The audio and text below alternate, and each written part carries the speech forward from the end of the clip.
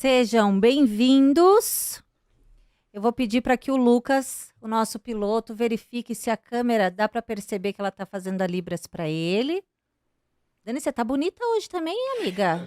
Nossa, gata. O que tá acontecendo, né? Tá As bonita. mulheres se liberam, né? Isso é muito legal. Não deu tempo de eu passar uma Fica base no livre. meu rosto, todo mundo periricou, se soubesse tinha vindo também, ó. O Andrei é o nosso convidado, ele é fotógrafo, ativista, faz um trabalho incrível, já é muito conhecido. Mas a Dani também é famosa, né? A Dani é famosa porque ela faz esse trabalho incrível aqui. E a minha primeira pergunta para o Andrei é a pergunta que eu fiz para o Chico. Pode chamar de surdo, não é ofensa. Pode sim. Não ofende nada. Pode chamar de surdo sempre a palavra surdo. Todas as pessoas agora estão usando só surdo. E como que funciona isso? Por exemplo, existem algumas situações, algumas leis que obrigam diversas, por exemplo, tem que ter cota dessa questão, dessa situação. Por exemplo, toda universidade precisa ter alguém que saiba falar em Libras. Toda empresa, até tantos funcionários, precisa ter. Como que funciona isso? Ou é como se fosse um segundo idioma mesmo, tipo inglês? Pode ser que tenha, pode ser que não tenha. Existe uma legislação que regulamenta isso?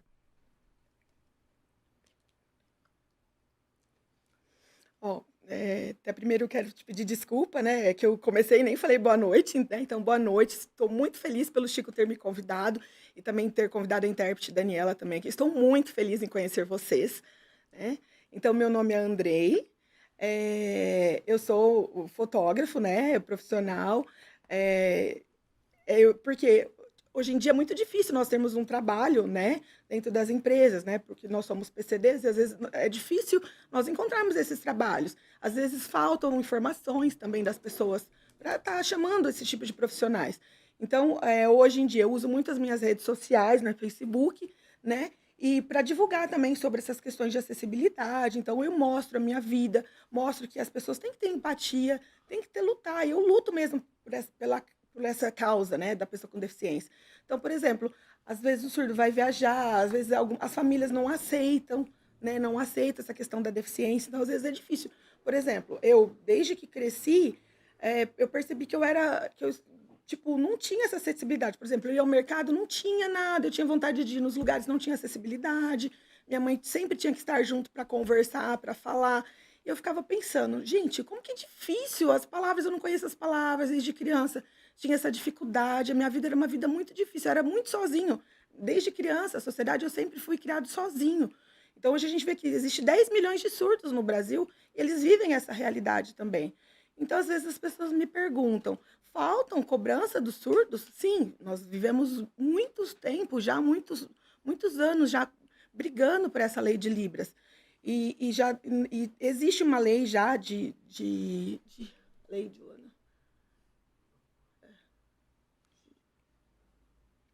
Isso, existe já uma lei de 2007, já que tem a lei 10.436, que é uma lei que obriga, né, ter Libras, né, e acessível, a segunda língua do país, né. Então, por exemplo, é a minha primeira língua, né, e a segunda língua minha é o português. Então, eu estou muito emocionada. Então, por exemplo, eu percebo que eu, desde criança, venho crescendo e eu percebo assim que é impossível, às vezes, todo mundo brigar por isso. Às vezes as pessoas olham pra gente e falam assim: nossa, ele é tão lindinho, mas que dó que ele é surdo. Mas por que dó? Eu sou igual a vocês. Só porque eu sou surdo é um problema? Eu só sou surdo, eu sou igual a vocês. Eu nasci surdo, né? A minha mãe às vezes olha e falava: nossa, surdo, como que eu vou comunicar? Não conhece Libras? Tipo, por exemplo, minha mãe não sabia Libras quando eu nasci. Ela precisava se comunicar comigo. Então, hoje, agora ela já consegue se comunicar bastante. Então, por exemplo, às vezes algumas pessoas perdem a audição também. Então, como que eles fazem essa comunicação? Precisam aprender Libras, né? E para evoluir como nós. mas às vezes tem muitos problemas. Nós enfrentamos muitos problemas com acessibilidade. Não tem intérprete nos lugares. A gente quer ir no banco, por exemplo, não tem no hospital, não tem intérprete nas escolas, não tem inclusão social, não tem intérprete, não tem. Como que a gente vai se desenvolver? Como que as pessoas vão desenvolver? Como que os ouvintes se desenvolvem, estudam, crescem? Surdo, é impossível. Parece que surdo é desigual. Então, por exemplo, essa é uma luta que nós temos para que a gente consiga, que a sociedade olhe para isso. Porque, por exemplo, aqui mais ou menos a gente tem um contato de umas 200 pessoas surdas mais ou menos em Catanduva e na região aqui. E nós estamos fazendo esse apoio, esse movimento das pessoas, mas tem muitas pessoas que estão escondidas. As famílias se escondem porque elas não querem, elas falam que é proibido mostrar que são surdas.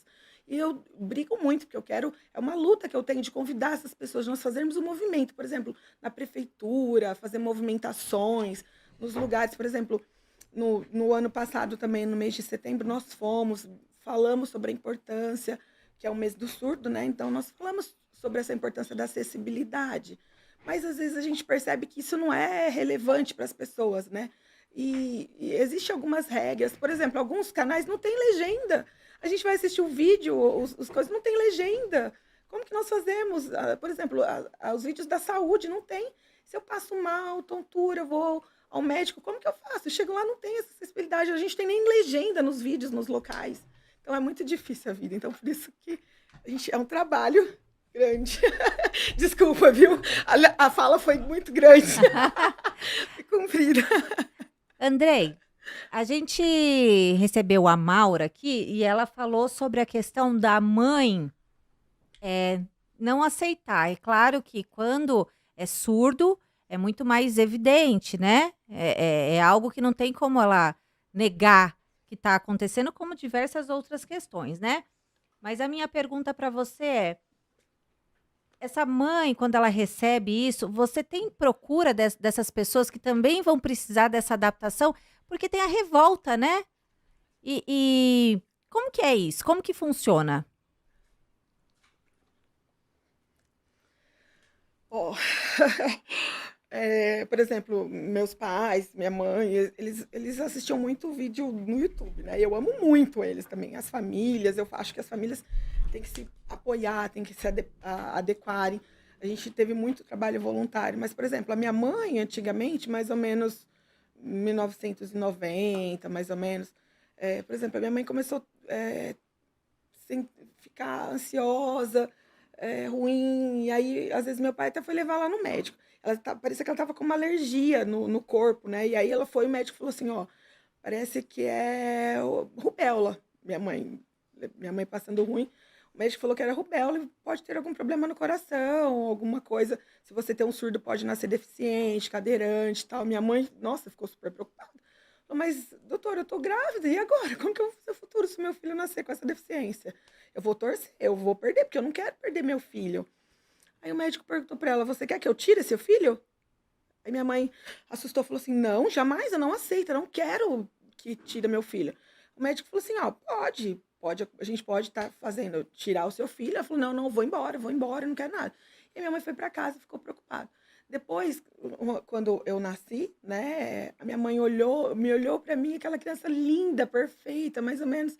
Depois de uns 9 meses, ela olhava assim, percebia que eu chorava, que eu gritava, ela falava que era lindo, lindo.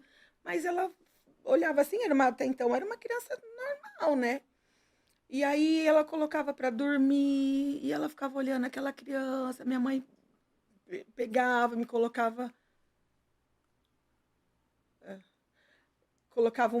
batia uma tampa perto de mim e não acontecia nada. E aí minha mãe falou, descobri, eu acho que ele nasceu surdo. Mas até então ele parecia que era uma criança que não tinha deficiência nenhuma. Então aí veio a preocupação de se adequar, né, da sociedade, porque eu não tinha nenhuma informação, não tinha ninguém que pudesse me informar, né? Minha mãe não tinha ninguém que pudesse informar. E aí depois, com 3, 4 anos, foi difícil, nós comunicávamos por expressão facial, água, eu mostrava os sinais que eu queria água. Então, tipo assim, era aquela comunicação de nós ensinarmos um ao outro, vendo vídeos. Depois, por exemplo, com idade de 10 anos, que eu tive idade de 10 anos, não tinha comunicação, porque eu não sabia o português, não conhecia palavra nenhuma. Falava, meu Deus, como que eu vou me ver? Então, assim, era muito pesado, porque os verbos, eu não sabia nada. E eu sofria demais. As pessoas tentavam me ajudar, as famílias tentavam me ajudar. Então, a gente percebe essa dificuldade, né, das pessoas nessa comunicação. Eu fiz essa pergunta porque uma vez nós recebemos uma mãe de uma criança autista, eu nem sei se é a forma certa de se falar, mas eu vou falar e já peço desculpa. Ela falou que quando ela descobriu que o filho dela era não verbal, é assim que se pronuncia, gente? Para ela foi uma dor muito grande. Então, além de tudo, o fato dele não se comunicar foi uma dor muito grande para ela, foi muito pesado, né? Então, esse fato da comunicação, de ser, né, de ter que se comunicar e não conseguir se comunicar, porque eu acredito que, por exemplo, quem não tem um problema, não sei se é um problema, uma questão como o autismo, é uma outra questão. Você ainda consegue aprender né, e se movimentar e falar, mas isso de não falar de fato, não se comunicar pela voz, é algo que entristece. Quando você diz que as pessoas tendem até a ficar dentro de casa, a ponto de se esconderem, gente, isso é muito pesado, porque essa pessoa ela é privada de uma sequência de coisas, e eu imagino que para essa mãe também é um tipo de proteção, né, Flávio? É. A Dani é rápida, pode mandar pau. Não, então, não precisa ela tá ali, eu falei, será A que eu vou, Dani, ó, eu vou tô atropelar ali? Não. Pode falar, pode Sabe falar. o que eu acho engraçado, Andrei? Que quando eu tô falando, ele interrompe o tempo inteiro. Agora ele tá querendo dar onde que ele espera os outros falar. Eu não tô entendendo. Não, e a Dani é rápido o movimento, vai que vem uma mãozada de lá pra cá, é difícil. Cuidado. Quando ele teve esse amor pela fotografia? Como tudo começou isso aí?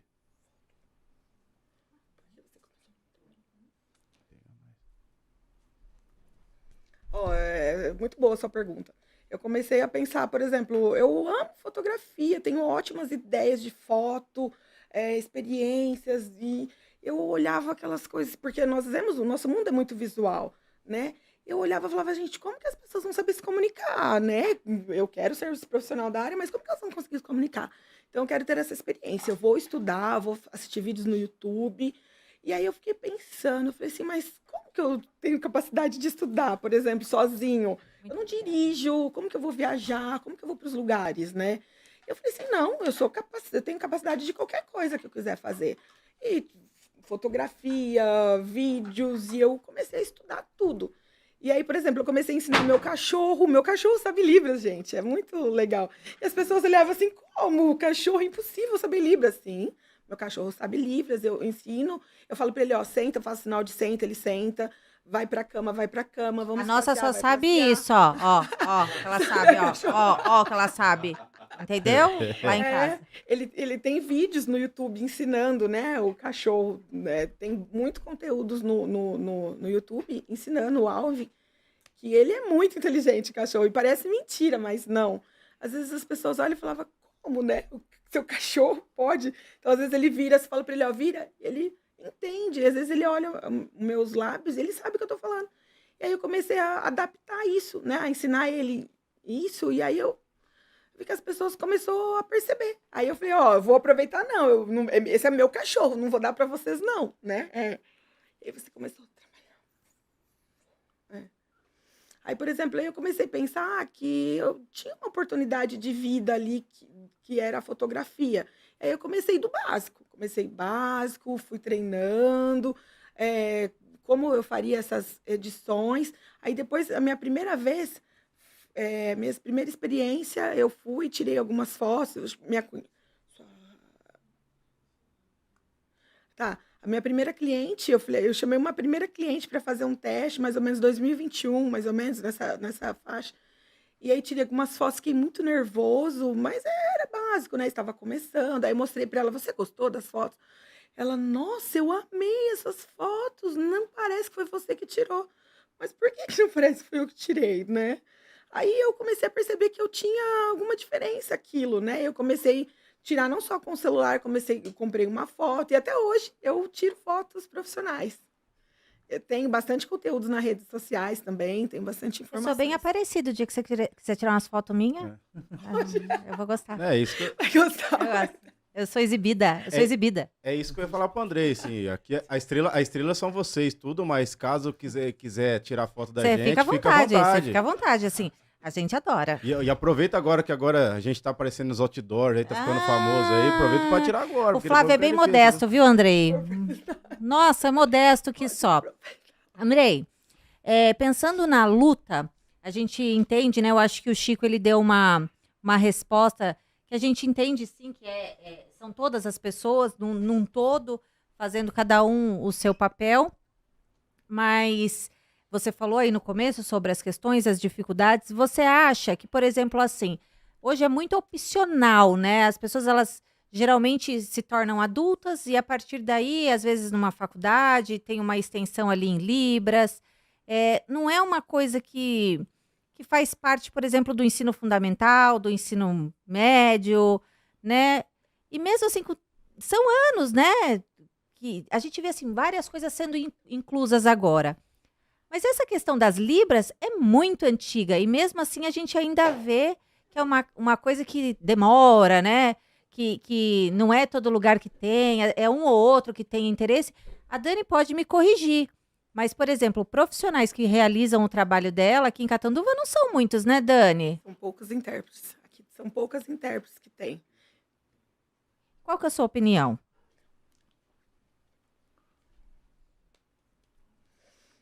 Ó, por exemplo, tem algumas intérpretes, falta muito esse tipo de profissionais.